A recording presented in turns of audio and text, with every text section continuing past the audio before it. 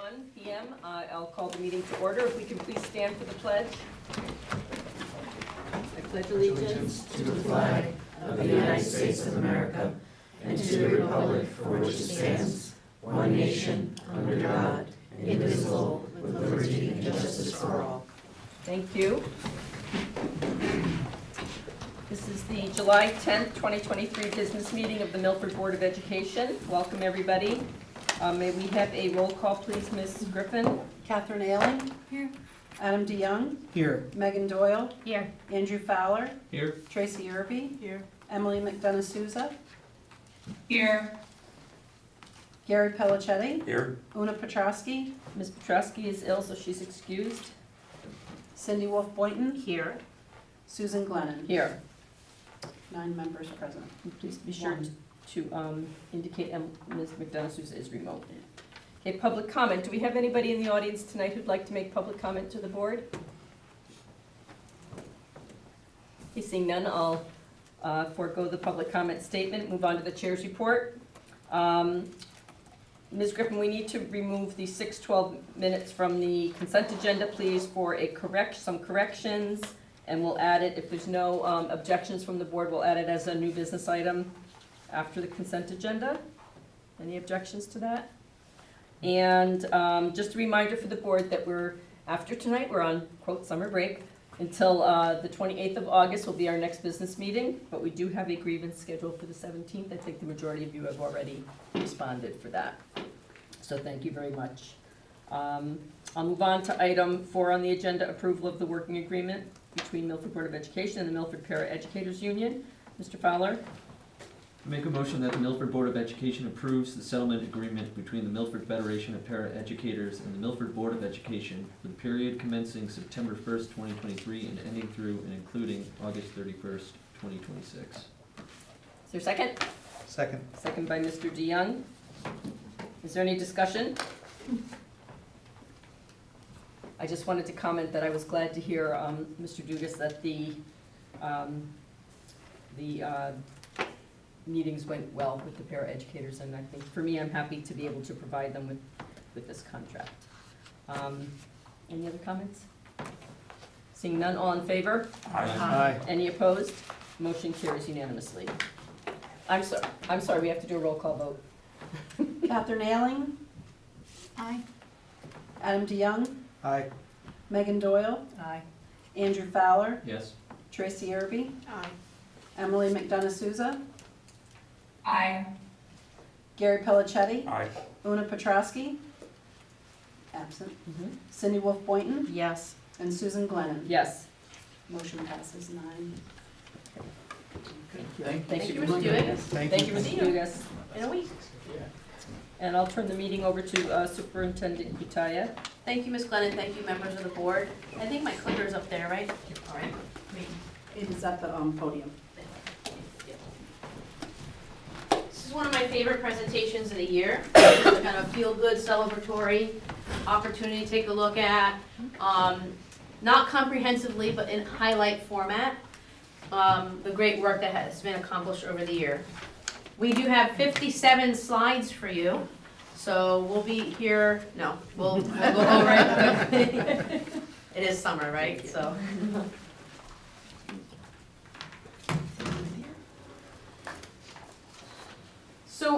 as we were reviewing these slides, and I must give a shout out to Ms. Benetti, who is here with us this evening, who does the lion's share of technical support on this, scouring social media, finding the best picks that really represent our school year.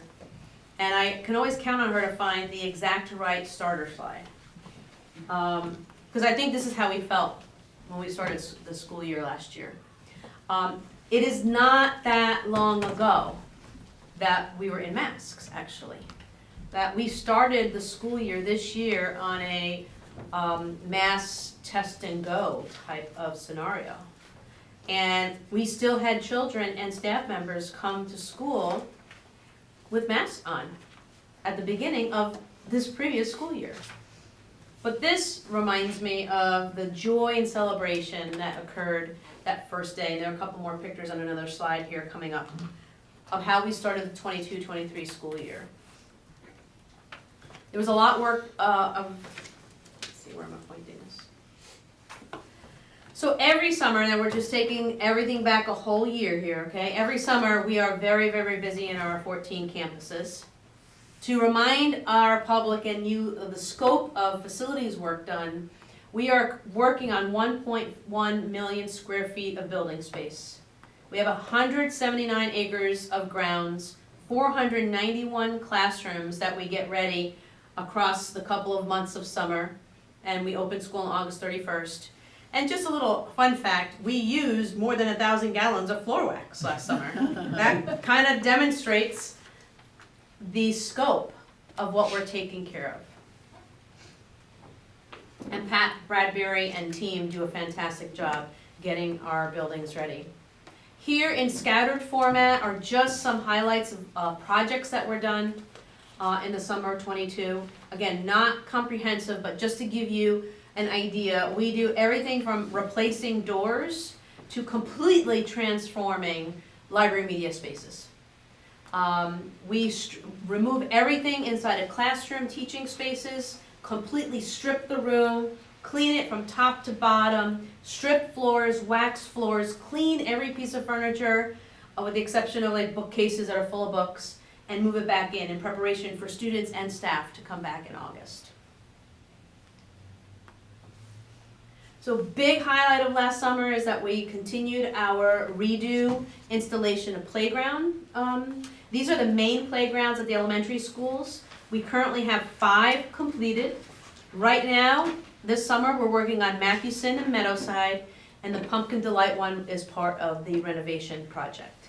So by the time Pumpkin is done, we'll have 8 new, updated, safe main playgrounds. Now know that our elementary schools have more than one playground area, so we're talking about the main playscape at each school. And they are quite expensive, and that's why we've been rolling in the replacement of those over the last few years.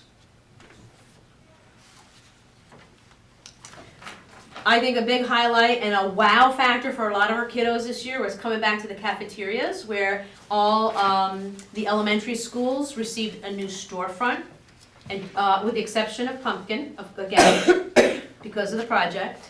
So as of this point, we have 7 elementary schools and 2 high schools with new storefronts. Our next endeavor is to refresh those at the middle school level. There's a shot of Foreign's TLC, the Teaching and Learning Space, the Library Media Center, and there are multiple phases to completing that, which is a conversation we'll have to have in the future with this board on how to fund that. But it's such a large space that it, funding-wise, it's going to require multiple phases, so we'll hear more about that in the future. And there's the refurbishment of Foreign's track. We are currently, this summer, redoing Law's track. That should be done by football soccer season, fingers crossed. And then you already talked about going in the CIP conversation, going inside the track and replacing the turf. And that's included in the CIP for 26-27. So the tracks and the turfs will all look brand spanking new in just a couple of years. And of course, this is part of our refurbishment plan over a series of years. We try to get as much life as possible out of things like a track. Of course, maintenance and upkeep have a lot to do with the longevity, the life of this project, and Pat and his team have done a great job in really stretching out the solid use that is safe for all athletes, of course. So we're able to make the best use of these projects. So last summer, we were also emptying out trailers. At the time, last summer, we had 55 trailers to empty. As you know, we still have trailers. While we don't want trailers, we still have about 30 trailers full of stuff. We have talked to you about the need for storage space and the responsible use of the items that we have purchased. Particularly, if you recall, we had to have an individual desk for every single student. That is just one example. Well, we've gone back to using tables and grouping. So we have something like an example, like desks sitting in a trailer that we're not using currently.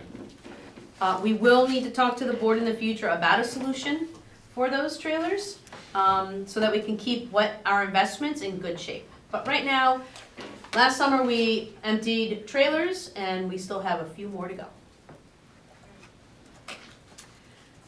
So August 22 was really a celebratory time for our staff members too. This is a shot of the end of convocation. We were back in person for convocation. We invite all of our certified staff members to attend.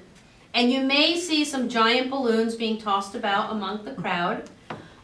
We put on some great music toward the end after having some addresses by our board chair, Ms. Glennon, the mayor, myself, Dr. Fedigan at the time, some focus for the year, and then of course we ended with, hey, let's go and make this the best school year ever. So there was some really cool music on, I don't know if anybody remembers. ABC, we played ABC by the Jackson 5. And we tossed around some beach balls and went back to our classrooms to do the work of getting ready for kids the next day. Every August, we host the New Teacher Academy. We were able to onboard 52 new teachers. We do that every August, and we plan to do the same this year. At this time, we are at about 19 new teacher hires. I think that number changed in the last couple of hours, right? Mhm. So we are, our Department for Talent Management and Development is working to fill all of our vacancies and make sure that there's a teacher in every classroom by the time August hits. Just as a reminder, we transport 3,980 students, and that's what we did over the 22-23 school year. There's a breakdown of the number of buses we use, the runs, and the stops. There are some couple pictures from our first day of school, some families being welcomed and kids getting together over lunch. Throughout the 22-23 school year, we onboarded some new faces in the world of administrators. And while just hired over the last week or so, we also have some new faces starting here at the end of the year. Already talked a little bit about that. We started the school year with Test, Mask, and Go.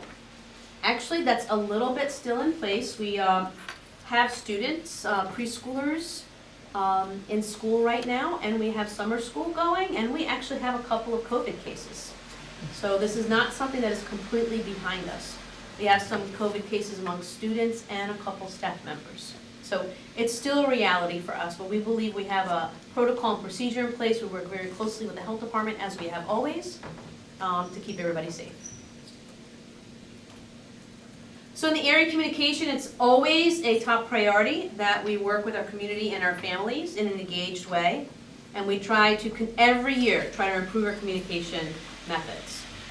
So we gave our UNE upcoming news and events a new look. We continue with our newsletters, our text messages, our tweets, our posts, letters from me. Just so you know, I don't know if everyone knows the numbers that we reach, but UNE actually is emailed to almost 9,400 individuals. Now that's a lot of people on that distribution list. In the area of our podcast is new this year. It is catching on. We have about 75 to 100 regular listeners with each episode. We're running an episode every couple of weeks. Just so you know that when the topic is hot and people want to know, they tune in. Our budget podcast had 1,000 listeners. So we know that a podcast is an effective way of communication when the topic is important to individuals. So that was a big hit. We have about 500 followers on Instagram. That is a new account for us this year. And we have a little over, we're reaching more than 500 followers in the world of social media. You have followers and then you have people that read your stuff. So we have about 500 followers and a little over 600 people that actually read our Insta account. And then on the Twitter side, we have about 1,800 followers on our Twitter account. So we're trying to get to all age groups, all styles and modes of communication. And Insta was something new that we added, and we're finding that there is a younger audience there tuning into Instagram and the podcast. Alertus is something that we've worked on. We have fully implemented the structure and the back end of using Alertus.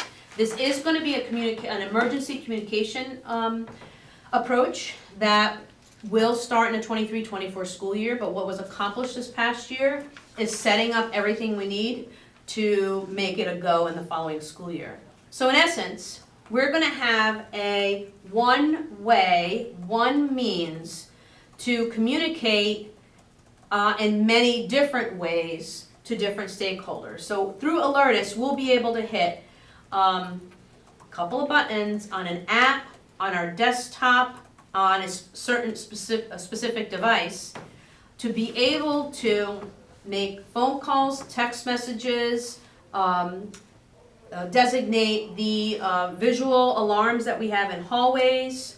So through a push of a button on an app, we'll be able to send a message in many different ways to different stakeholders. So we'll be able to notify, in an event of emergency, all teachers, families, etc. at push of one single button. And the emergency personnel behind that as necessary, fire, police, ambulance, etc. So Alertus is going to speed up our communication, get the word out more quickly to the stakeholders, and get emergency personnel responding in a faster way. More to come on this specific technology tool in the 23-24 school year. In the world of technology, we continued with our cycle of refresh. At the pre-KK level, we found that the interactive tablets weren't exactly what our kiddos needed. So we conducted a replacement of those tablets with a more Chromebook-friendly version for our young people. We also replaced some high-tech laptops, particularly in the area of tech ed. And we have now ViewSonics in all instructional spaces, pre-K through 8. Our next frontier will be high school. We also plan next year to continue our Chromebook refresh, particularly in grades 1 and 9, and depending how financially that goes, hopefully to grade 8 as well. But what we were replacing this past year were really some of those initial Chromebooks that we handed out in 2020. As kids were walking out the door and we weren't sure how long we were going to be out, those are the ones that we prioritized in replacement. So now we'll kick into our regular replacement cycle, starting with grades 1 and 9 this coming school year. So in the world of HR, or should I say, the Department of Talent Management and Development, we have developed a new look, a new name. Ms. Capazza is working on revisiting the positions and posting the position that the board approved through the budget process. So we conducted that revamp over the last school year, and we'll be ready for full implementation in the 23-24 school year. There have been already increase of job fairs, particularly focused on those areas of shortage, that yielded some good results for us. If you walk by her office, there's a sign on the door that we're hiring. It was really great to get back to in-person parent engagement. So you see some examples on these next couple slides of some of the things we did together with families. Your typical turkey bingo night, of course, right? So glad it's back. Things like trunk or treat, welcoming families and parents into our school building. So that was all back to quote unquote normal. See a couple more examples here. Family fun nights. We also got back to some parent universities, albeit not as many as we wanted to. That is an area of focus for us coming up in this school year. We had a couple universities to educate parents on some topics that were most relevant to them at the time. Keeping a focus on SEL was important to us this year. We continued with the Wingman program, which is a middle school leadership program around supporting students through the tough things at middle school. And we continue to use our school counselors at the elementary and middle school, particularly implementing the new counselor curriculum. We had a year under our belt. We took opportunity to revise, revamp, and continue to implement the curriculum. I shared with the board a couple weeks ago that we piloted screeners in the area of mental health and piloted some minute meetings that we hope to continue in the 23-24 school year. Of course, we can't do our work with the many, many partners that we have. This is only a brush stroke of the number of partners we have a great opportunity to work with, to do the work we do for kiddos. We were able to gratefully onboard 2 new board members as well this school year, Ms. Irby and Mr. Pelicetti. The board focused their work on revising and approving 24 policies this year. And we're gonna already get a jump start in the 23-24 school year this evening. And we find it that, a highlight actually, that we were able to successfully navigate together through a difficult operating budget season. That while it was difficult, the highlight here is that we had an opportunity to have some really in-depth, genuine conversations with our community, with staff members, with families, with general residents, that budget season gave us an opportunity for full transparency and open dialogue about what are we doing and what are our hopes and dreams for the future. We found that hundreds of individuals came to our support, hundreds of individuals asked questions and wanted to know more. So again, just good things that came out of that season, and we're able to strengthen our understanding throughout the community with partners who have a direct stake in the community, in the schools, and those who don't have possibly children in the school system. So while difficult season, many benefits came out of that. So last summer, we were back to HQI. It was a big year, 100 participants. And I would be saying our largest number of participation, but guess what? We have 127 individuals signed up for HQI Season 4, which starts on Wednesday. So I'm really excited that we're getting back to 4 in high school. We have 4 new classes, 4 different age groups, 4 different topics, 4 different teachers, all different from last year, which is our intention. To involve our teachers who consider themselves, we consider them leaders of their learning, to lead other teachers' learning as well. There's an open invitation to board members to come and see HQI live in action. Just contact my office and let me know what day or time that you can make it, okay? HQI Live only takes place in the summer, but HQI is all year long. And in all of our schools, we ask them to find their approach to implementing, so we came up with things like lab sites to intensify the work. So here you see 2 examples of lifting HQI on the right, across the district, and then on the left, a specific school focusing on HQI in their classrooms. And of course, we have our work in intentional play, the units that we were developed and implemented this school year. I was just talking to Ms. McGuire today, capturing what was done in pre-K and K, and what our plans are going to be in 23-24 to continue to expand and strengthen that work. Because just 1 year implementation, it doesn't stick that easily, right? So we're going to continue to build our capacity around that. This slide, the next couple slides, just summarizes all the great curriculum work that we have been able to accomplish in 1 school year. And folks, this is a heavy lift. All this work around review, revision, implementation, monitoring. These are a lot of areas for a large school district like us. We do it in partnership with teachers. Teachers are at the heart of curriculum development and implementation. And so they inform the curriculum process here in Milford. I won't read all these to you. In the world of career pathways, we clarified and cleaned up our digital presence on our website on what those career pathways are. We are actually applying for this upcoming school year a grant that could potentially help us expand these in an accelerated fashion, so fingers crossed that we could possibly qualify for that grant. But these are the current pathways that we have offered in our school district. Our goal in the next couple of years is to grow this exponentially. So this is a solid start. It's not something we've completed in 22-23, but we did just clean up our communication and our presence online about what those look like. You've seen this slide before about the number of AP scholars for the school year. We did have a number of the National Merit Commended Scholars at Foreign High School recognized this school year. So we started something at the elementary level, particularly with the work of the school counselors, that we start talking about careers at the elementary level. If you are of the around my age, you remember Career Day at elementary school.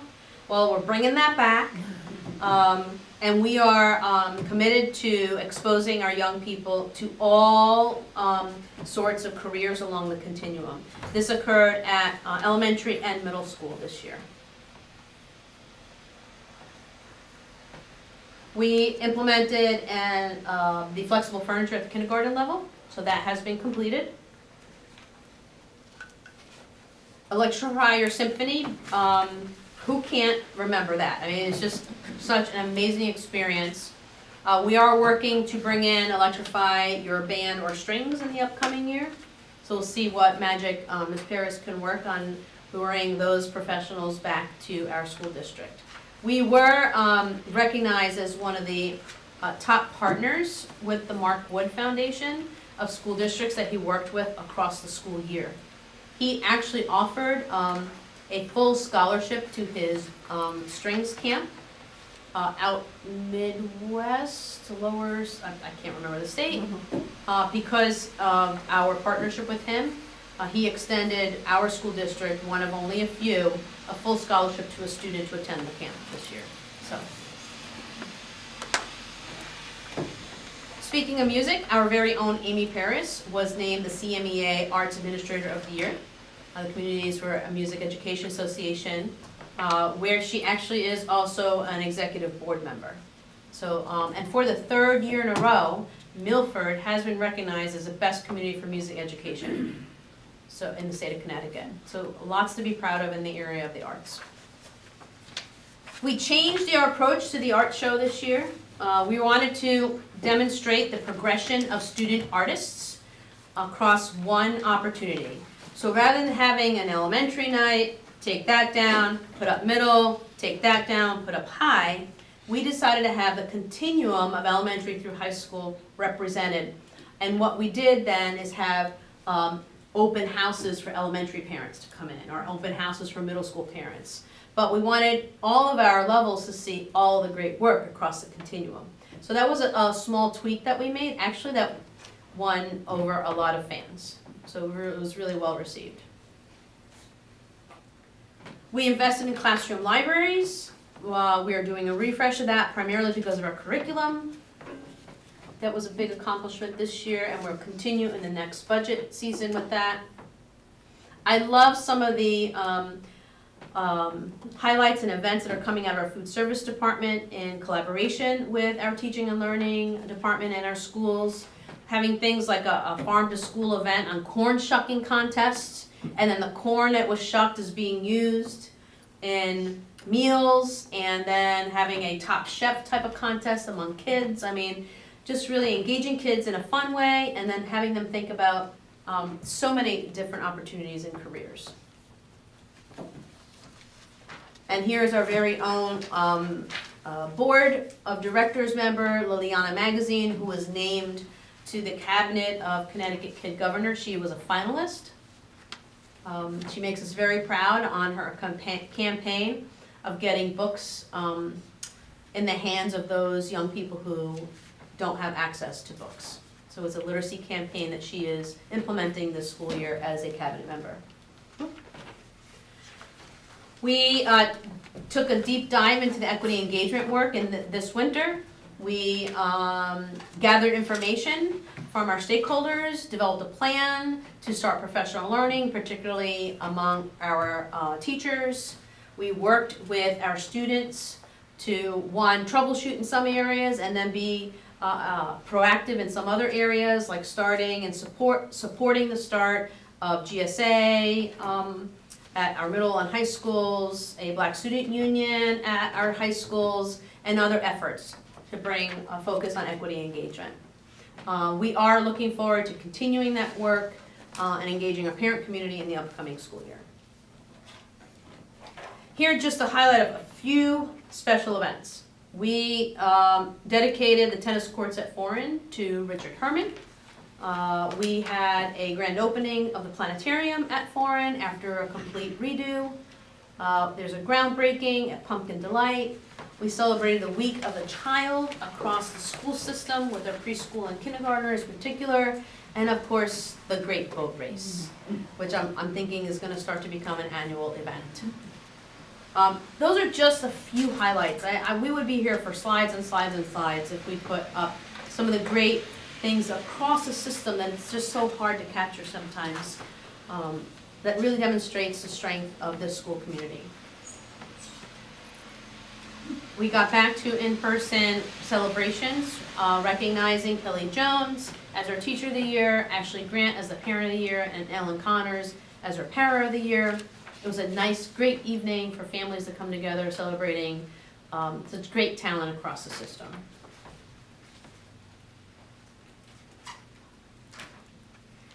And it's back, the middle school track meet. And I don't know how they do it, but Harborside won again. Is that the 7th year? Was that, did I get the number right? I think it's 7 years in a row. You know, Ms. Benetti? I can find out. Yes. I think think it was. yeah, Mr. Gottlieb was very free with sharing that information.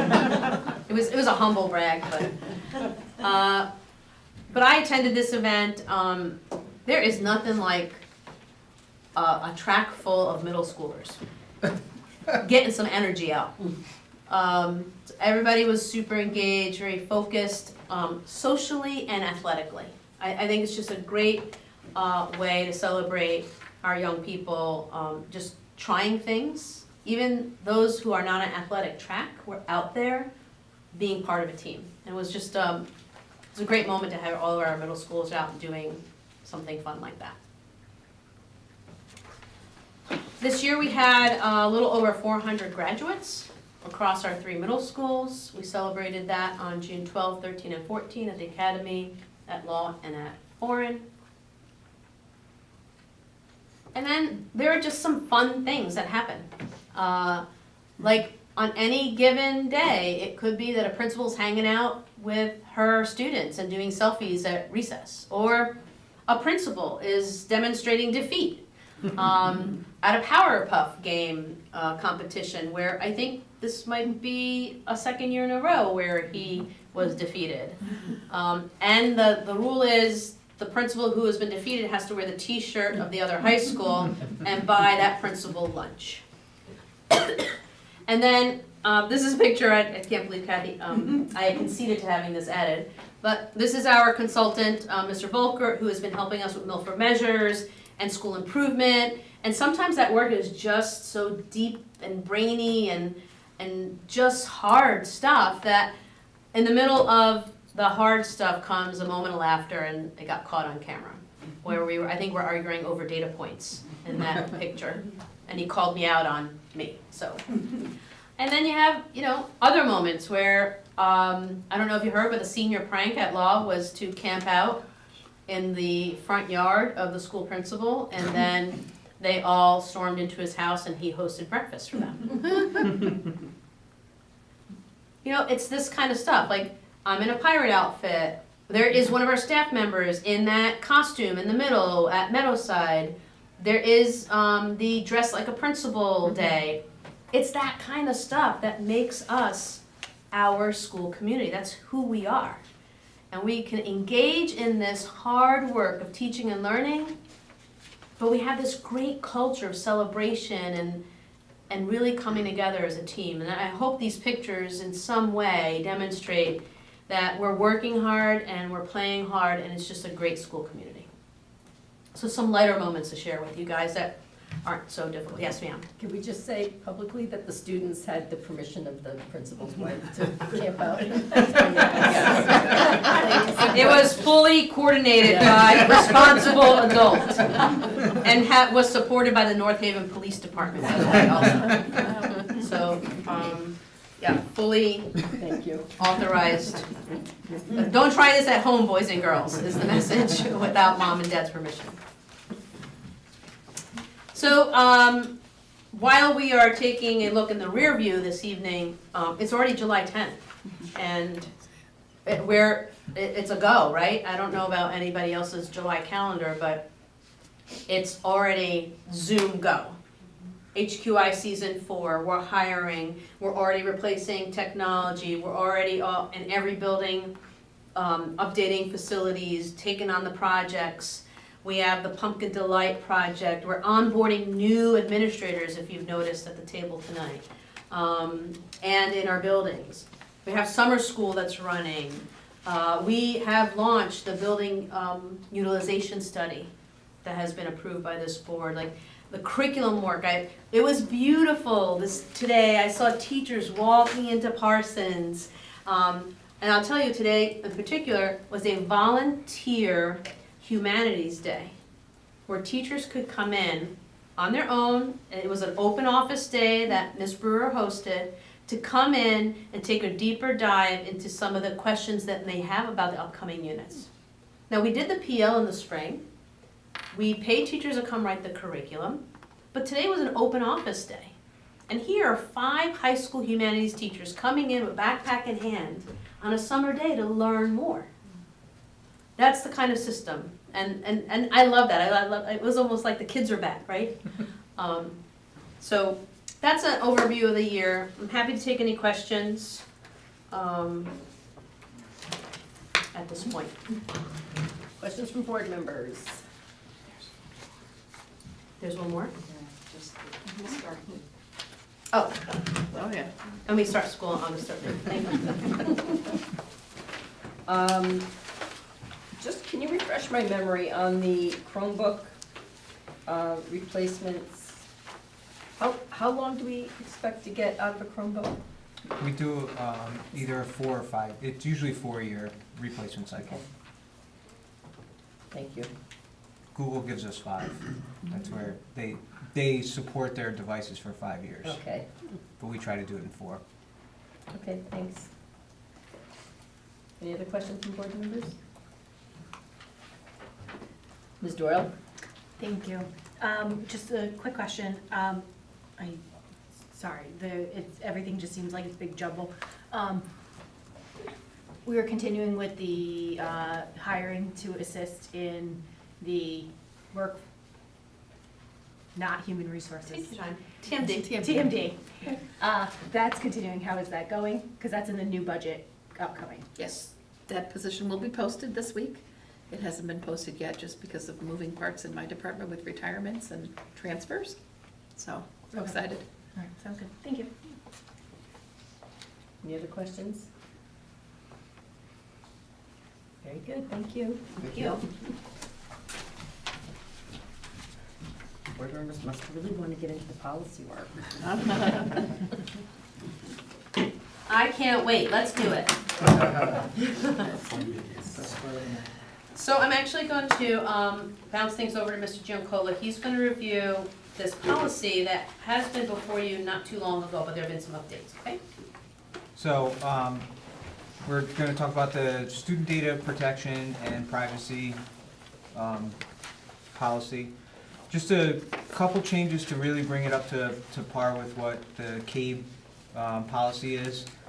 And so on the second page of that, you'll see that we just added the addendum agreement that the Commission for Educational Technology allows us to use, so that it's an easier sign-off for companies to use, so that they're complying, that they're, with the state law. And then we added, well, it was removed from there, the old standard of, posting it in 5, putting it out in 5 days, to annually telling parents that, here's our website of where all the information is. We use a program for that, the Learn platform, which is what the state actually uses, but Milford actually uses it as well for our own policies, or for our own software and apps and all that stuff. So this is just to notify them there. You'll see the third paragraph there on page 3 in red. That is there's an exception to the Data Privacy Act, where if there's only one supplier for special ed software and they refuse to sign the agreement, or there's, something in the policy that, or in their, like their acceptable use policy of their software that doesn't comply with the state law, it allows us to kind of override that. We've been reporting that. Luckily, so far, we haven't had any software that wasn't compliant, but we have that exception if there's that one off, this student needs this software, this is the only one, and it's not compliant. So that paragraph takes care of that. And then the rest of it is just to connect up with what it is. And there's no changes to the breach of security or any data breaches. That's all the same as what we've had previously. I think there was one, so the change from, there was one change under notice of breach of security data breaches, changing to Milford Public Schools from the Board of Ed, so that's correct? Yes, Right? yeah, Okay. sorry, I missed that. And in terms, is this all now required language? I think this is a required policy, right? Yes, it is. There was one, let's see, on page 4 of 8.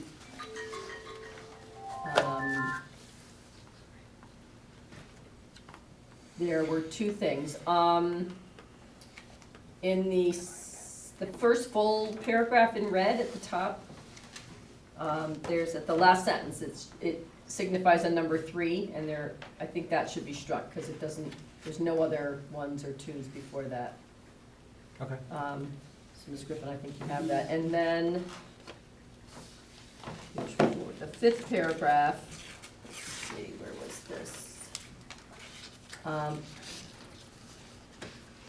Should that, so where it was changed to Milford Public Schools, Ms. Petrosky was wondering if that should actually say the district instead of Milford Public Schools, because of the, I think for consistency, we talk about ourselves as district in other places in this policy. Would that be a problem to change that?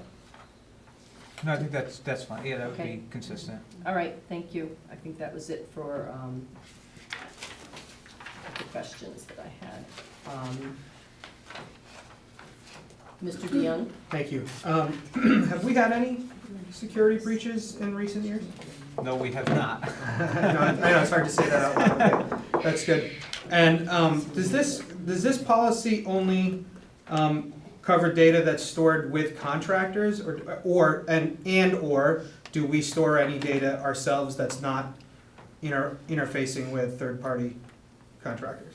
We do have some data that is stored for us on our servers here, and this policy wouldn't really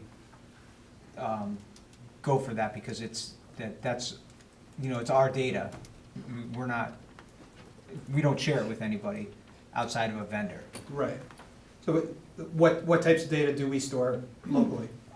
Some files, like student files, the student records and everything are stored locally here. Like when kids graduate, we take all their permanent folders and digitize them, and then they're stored here. So they're not out in the wild per se. So can you give us some examples of data that is stored with contractors? So even though Power School is here, they have access to it, so that's one. That would be student data. Google, of course, has a lot of information from everybody, Right. faculty, staff. Frontline, our employee data is all Cloud-based? or- cloud-based. Yeah. Our financial system is in-house, so that one wouldn't be considered yet, because it's not cloud-based. Okay.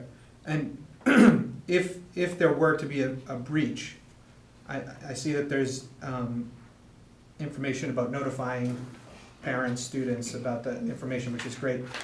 Do the contractors that we work with, do they offer any sort of identity monitoring for a specific period of time if that were to happen? So I believe don't quote me on this, but I believe that's in the state law that they have to, if there is a breach, that they have to do it for 2 years, I think it is. Okay. And we also have our cybersecurity insurance, which will help us in any breach in getting that notification out. And Okay. I believe it's covered in there as well. All right, that's great, thank you. Other questions from board members? Ms. Doyle? Thank you. This is kind of more of a question on procedure related to policy. This is the first policy, I feel like, since I've been here, that we looked at where we talk about contracting and actually getting services.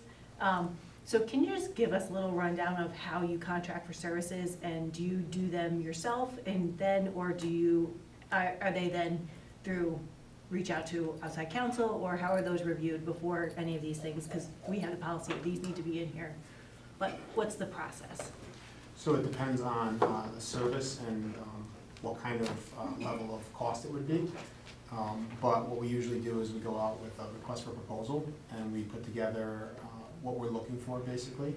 And we send that out, and we get the qualified bidders, and then we run through a process where we have a set of criteria that is in the request for proposal, and based off of that, we award the contract to that particular vendor. And then from there, we would contract with that vendor and utilize them and their services throughout the period of whatever that contract's timeline is. Okay, but my question is, like, you enter the contract, are they boilerplate contracts typically? A lot of the language within them is, but there is stuff that's not necessarily boilerplate because there's specific to that area of need. So what we would do is we would talk about it internally to see if we have the capacity to develop that RFP, or if we need to get some more research done to find out what areas we need to include in that RFP so that we are solidified in our securing of an appropriate contractor. And council reviews our contracts so that there is the appropriate escape clause, Okay, that was- protections, et cetera, privacy language, or some boilerplate language. Mhm. But all contracts are reviewed by council before entered. And sometimes given to us by council. Okay, just Like, checking. hey, I have a contract that looks like that, let me, Okay. Just because this is the first time we really looked at any policy that has that language included in it from that kind of standpoint with third-party vendors, I'm just curious about process. not all contracts are that big. No, I'm not saying. You know, when we contract with the Partners for Educational Leadership, we're not RFPing, we're Right. like, hey, you're a good match for us, we've been working together for years, we're looking at a contract each year, so. No, it's fine. Thank you. I have one other question for Ms. Petrosky. She was looking at page 3, so I don't understand this, but you might, Ms. Puccinicola. She's talking about page 3, the first paragraph, saying that this, it does not include online service or mobile applications, as all the subsequent sentences do.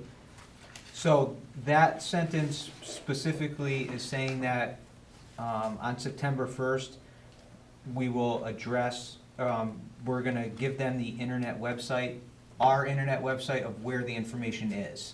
So it's not really pertaining to the policy itself, it's really, we're giving you the website of where all the information is. Okay. All right, thank you. So appropriate as written. Yes. Any other questions? Okay, so this is a first reading. It will come back on the 28th of August for adoption. So if I could take the board to policy 6163.32, service animals in schools. So this is not a required policy, but we predict that we'll need one. We were contacted by a potential future family whose child may have a service animal upon registration. So we thought we need to do the work and be ready. So this is a sample policy that came to us from CABE. So it involves all the legal language that we would need to entertain. We would need to write some admin regs around this as to how we would implement it. So the definition of a service animal is in third paragraph. Did anybody else chuckle at the mention of a miniature horse? I did. Okay. I asked about, okay, why that? Well, evidently there was a challenge to the policy that went, I believe, all the way to the state. because there was, an individual that needed a miniature horse, so that's, evidently permitted. So anyway, we're gonna move on.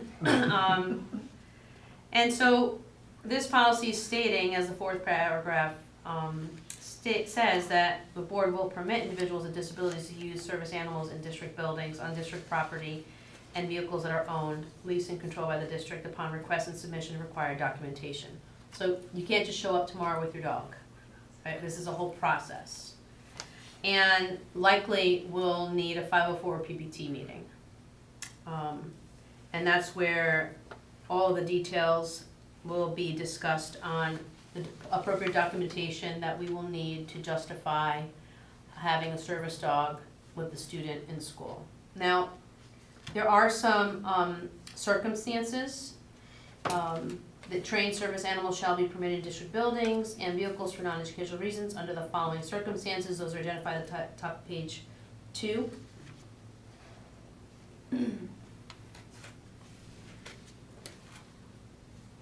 Then the second part of the upper page of page 2 identifies what we need in a written request from the family. Then the addressing service animals to public events that may involve our schools. And then for me, the biggest part that would be at the heart of a plan at either a 504 or PPT meeting is the delegation of responsibility. Who's responsible for what with the service animal? And that's where the rubber, meets the road. Supervision and care of the animal, cleaning up after the animal, leashing and properly restraining the animal, what happens if there's damage caused by the animal, injuries, those types of requirements. Top of page 3, these requests will go to the director of PPS. And there are some things that we have to ask ourselves, like, does the presence of an animal pose a direct threat to the health and safety of others? Is the owner or handler able to control the animal? You'll see some of these things here under 1 through 5. The presence of the animal, does it significantly disrupt or interfere with the educational process? Presence of the animal will require fundamental alteration to the program, to what degree? And is the animal housebroken, obviously? So we do need to develop those regs to guide this process and get answers to these questions. And then there's actually a part of this policy that talks about visitors to schools who may have service animals. And you'll see that some of the questions in 1 through 4 are similar to above when it comes to potentially a student needing a service animal. So obviously this would be something new for us. I don't believe we've had service animal Don't remember. in our schools. Not that I've heard of in talking to individuals, so we would have to just develop some administrative regs and some protocols and do some really good communicating if and when we have a student that needs a service animal. This may be jumping the gun, but as I was reading this, I was wondering, I know it mentions handler in some cases. Could a service animal come with a handler if, supposing a student is young? Maybe. And a young student Well, that, the student would be. a young student that comes with a service dog that might not be able to, I don't know.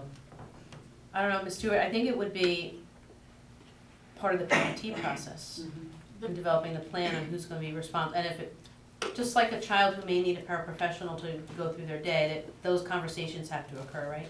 Correct, and then it would be a recommendation made at the PPT. And if there was another individual necessary to help with the animal, would that be something that we would have to pay for? I think the answer to that is it depends. Okay. Would that be fair? That is fair. If it's related to a special need, it's covered under IDEA, the answer's gonna be Mhm. likely yes, but it all depends on the circumstance. There's no one standard answer to that. Other questions? Mr. Pelichetti? Yeah, Dr. Katai, I may have missed it in reading it. What about a child who's in the classroom who may have an allergy to the service animal? Yeah. Is that specifically mentioned, or does it come under something else? So number 1 on page 3, Okay, below the 3rd paragraph, presence of the animal poses a direct threat to the health and safety of others. so it would come So under that that. would fall under that. Okay, thank you. And that, we'd have to consider that. You know, we don't allow animals in our classrooms anymore, so, for some reasons like that. Other questions? Okay, I see none. This will also come back for a second reading. Let's move on to 6164.12. Please know that this policy is required, and not one we have in the books. And it's specifically, we are specifically required to address AIDS. So the instruction of the disease of AIDS, preventing the spread, infusing it in various curricular areas. Possible areas would be health, science, social studies. This is primarily a topic that would show up in our health curriculum. And in this area, students can be exempt from instruction on AIDS upon written request of the parent, according to statute. Would it be possible to add, at the beginning, the very, very beginning, add age-appropriate education? Yeah. Right from the beginning, age Yep, appropriate. age-appropriate education is the best way to prevent. Right.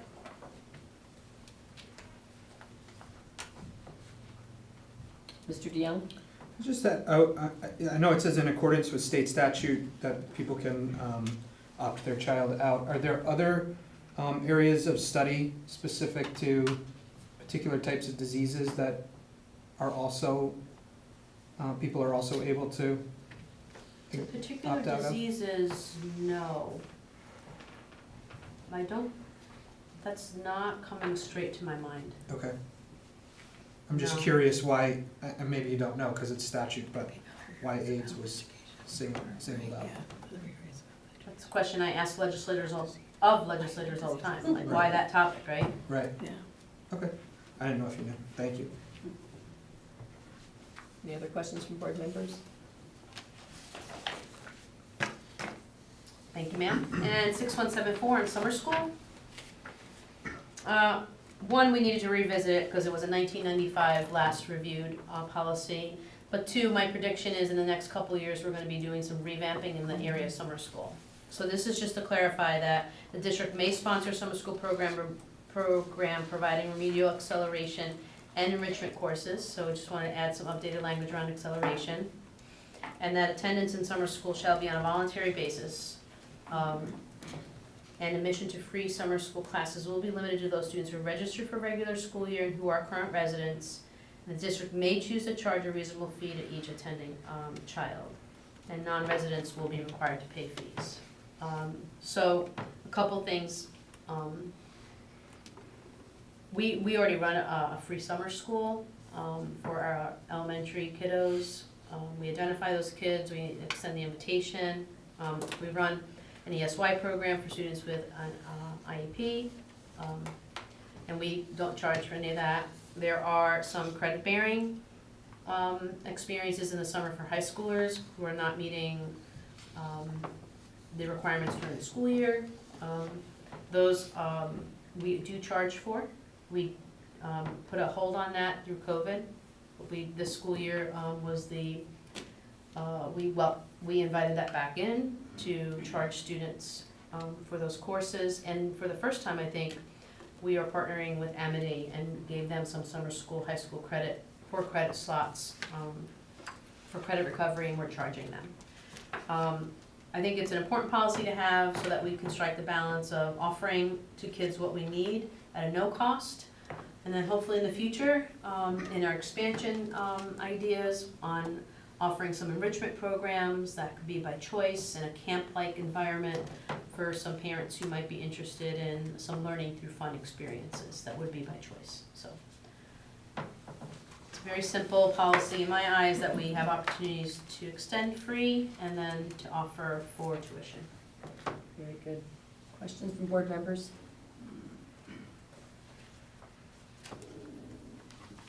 Ms. McDonough, Susan, I'm sorry, I should have asked you as we went along. Did you have any questions on any of these? No? I don't, I'm good, thank you. Thank you. All right, that's it for policy work. Thank you, board members. We're gonna move on to the annual final budget transfers for 2022-23, and I'll turn things over to Mr. Brennan. Thank you, Dr. Kataya, Ms. Glennon, and members of the board. You have in your package the proposed final budget transfers of the 22-23 school year. As you recall, at the June meeting, we made the bulk of the transfers, and now we need to make the additional transfers so that the budget is balanced and everything is squared away. Although you have the explanations here in front of you, I will go through some of these highlights and talk to you a little bit about it and see if you have any questions. So at the top there, we have our transfer from, which is our surplus areas. So in the para-educator account, we have $79,534.97. And that was due to not being able to fill para positions, so that was a savings for unfilled para positions. In the severance retirements, this was savings due to teacher retirements that we normally have, but we didn't have as many as we had anticipated. We had left a little there in case there were any that came about after the June meeting, and there was one additional one, so we used that. The BCBS over 65. This was less supplemental insurance that we needed to use for retiree supplement reimbursement. ARC Engineer Services. So this was, we used less than we had in previous years. So historically, we had used more, but since we had not as much money to use at year end, we were able to use a lot of this ARC Engineering Services. Our contracted services, there was also supplemental savings here due to a mild winter. So as a result of having a mild winter and not requiring as much snow removal services, we were able to save some here. Our electricity, as you know, we refer back to the June meeting when Mr. Riccitelli was speaking about how we locked in strategically really low prices, and we had a mild winter, so those two things coupled together gave us this final savings. And then our heat, energy, and natural gas there.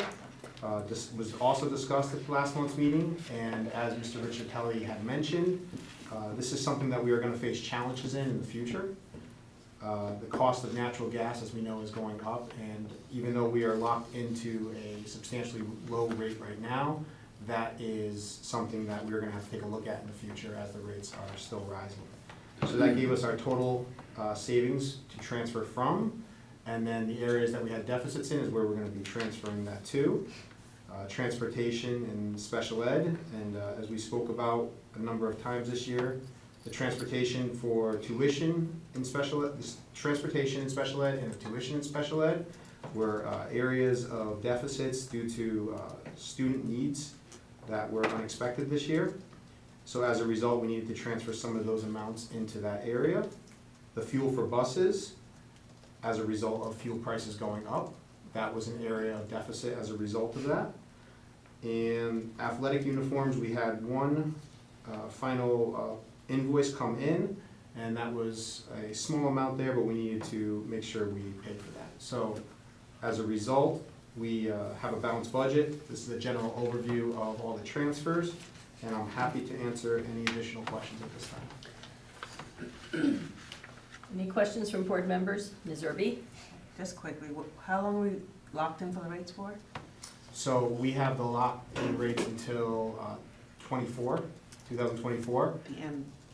And as a result of that, it's artificially low right now, which is the problem. We locked in at a time that was it just fell to be right at the right time. So because of that, we have these artificially low rates, which are actually one of the lowest in the states. So right now, we're taking a look at, is there a way to capitalize on that and possibly blend and extend and utilize that to help us in the future so we don't have such a drastic increase? Thank you. So we have the decision to make, and I'm glad you're flagging that. I wrote that in my book for us to talk about soon. Yes. So the blend and extend is one approach, like voluntarily increase our rate right now, even though we don't have to, so that it wouldn't be such a sharp climb from budget year to budget year. or ride this out, say hallelujah, woo, free, and then all of a sudden, have to pay the Pied Piper. And so we have a strategy that we have to create, and then look into the budget as to what can this budget sustain or not. So thank you for asking that question. Am I understanding correctly that potentially, so these rates are locked in until 2024. If you were to renegotiate rates now, the length of that term would extend beyond 2024. So, Correct. Yes. Correct. right, so Yes. you're kind of cushioning yourself for several years beyond that. Right. Yes. And we could possibly be getting a lower rate now than 2024. So Right. Yeah, it's a double savings, or a double strategy there, right? So blend and extend is likely, but we still have to look at the numbers. other questions from board members? Mr. DeYoung? Thank you. The architectural and engineering services, Yes.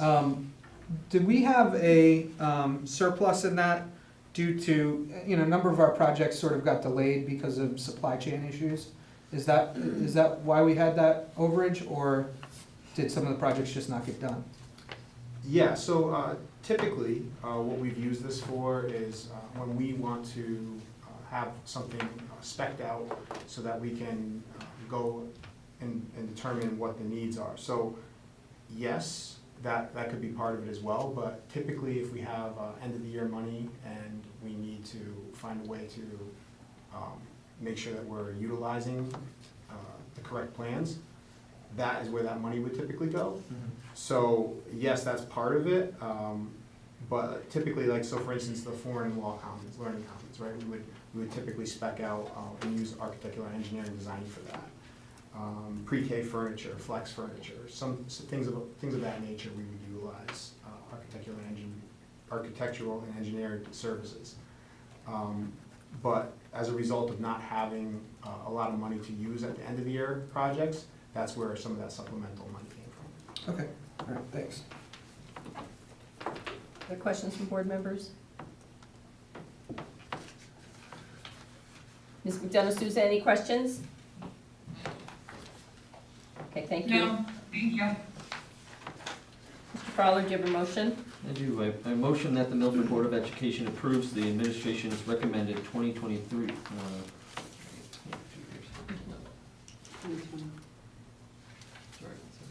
2022 through 2023 final budget transfers as presented. Is there a second? Second?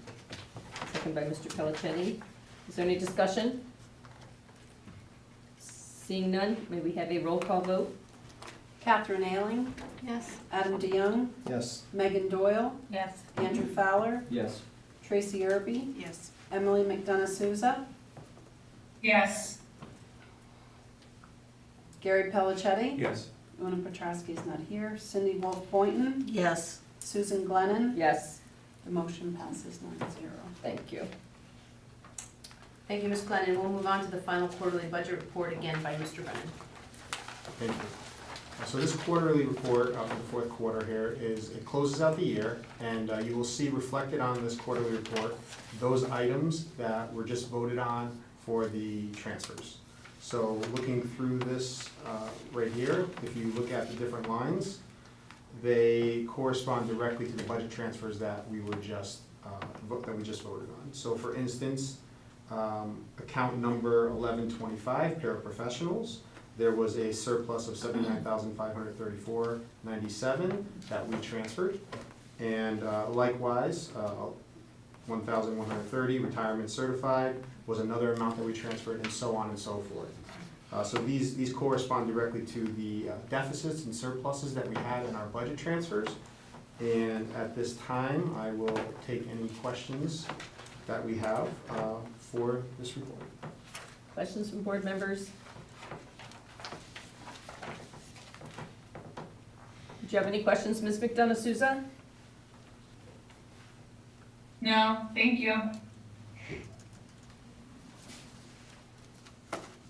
Okay, I see none. Thank you, Mr. Brennan.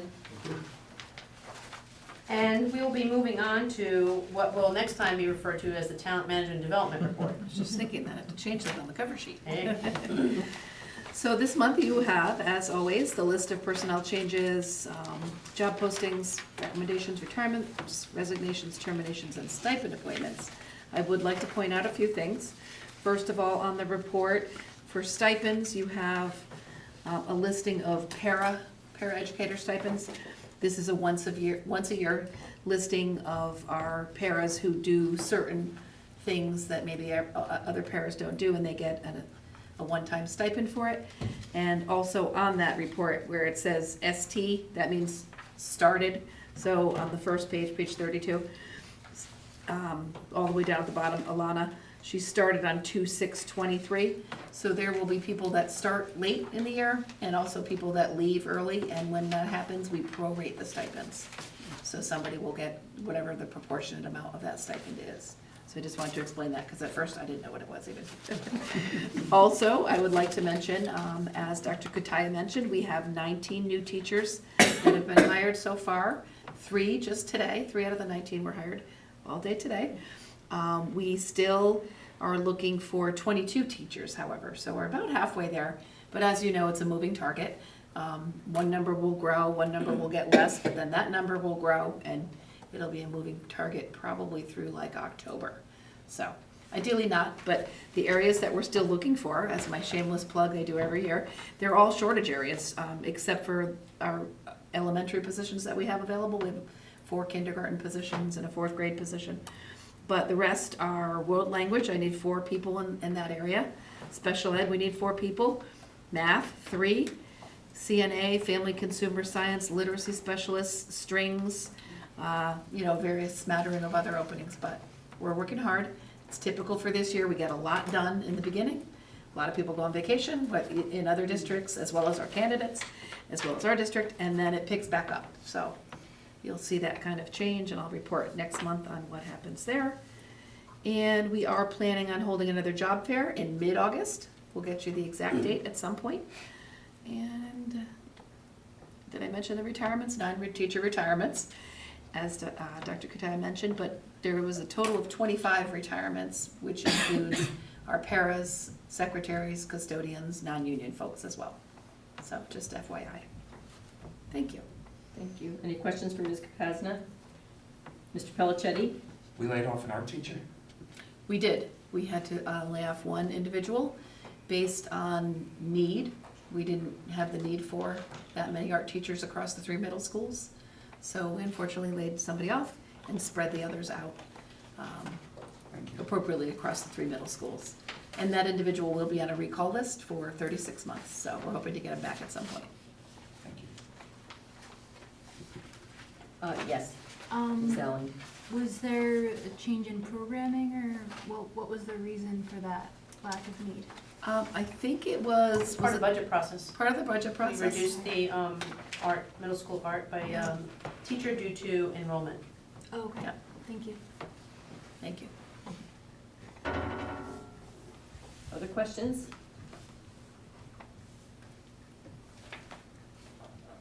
Okay, seeing none, we'll move on to disbursement report, Mr. Brennan. We should just group you all together.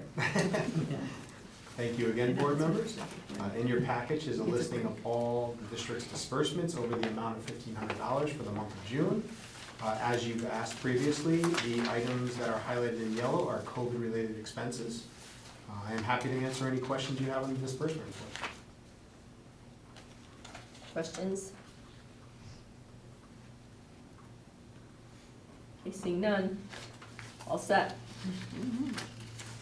That completes the superintendent's report, Ms. Conley. Thank you. All right, so we have consent agenda for just the special meeting minutes, Mr. Fowler. I motion that the Milford Board of Education approves consent agenda item June 26th, 2023 special meeting minutes. Is there a second? Second. Mr. DeYoung seconded. Roll call vote, please. Catherine Allen, Yes. Adam DeYoung, Yes. Megan Doyle, Yes. Andrew Fowler, Yes. Tracy Irby, Yes. Emily McDonough Souza, Yeah, yes. She's very Gary Pellicetti, Yes. to do that. Una's not here, Cindy Wolf Boynton, Yes. Susan Glennon, Yes, motion passes 9-0. thank you. All right, and then we added some new business for the consideration of the June 12th business meeting minutes. There's a couple of corrections. Ms. Griffin, if you could please note that Ms. Wolf Boynton was excused. She had indicated in advance that she was ill. And last sentence on page 1.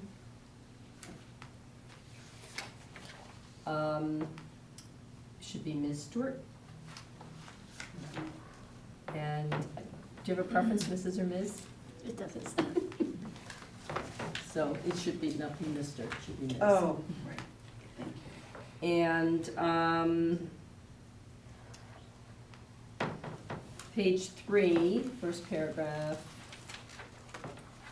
should say, the last sentence of the first paragraph, 23, 24, and it should say 2024 to 25. So with those changes, can we have a motion to approve the minutes? I motion that the Milford Board of Education approves June 12th, 2023 business meeting minutes as corrected. Is there a second? Second. Any questions or discussion? Can we have a roll call vote, please? Catherine Ailing, Yes.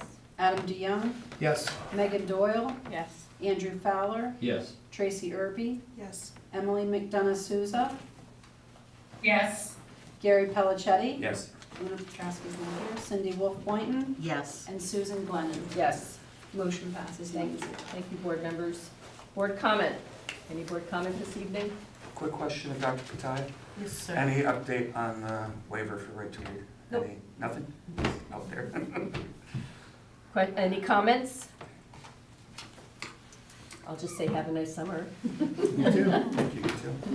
I'll All let the right. board know if I hear something. Okay, I just wonder any rumbling. Motion to adjourn. A motion to adjourn? Is there a second? Second. Any discussion? Any opposed? We're adjourned at 8:18. Thank you. Thank you.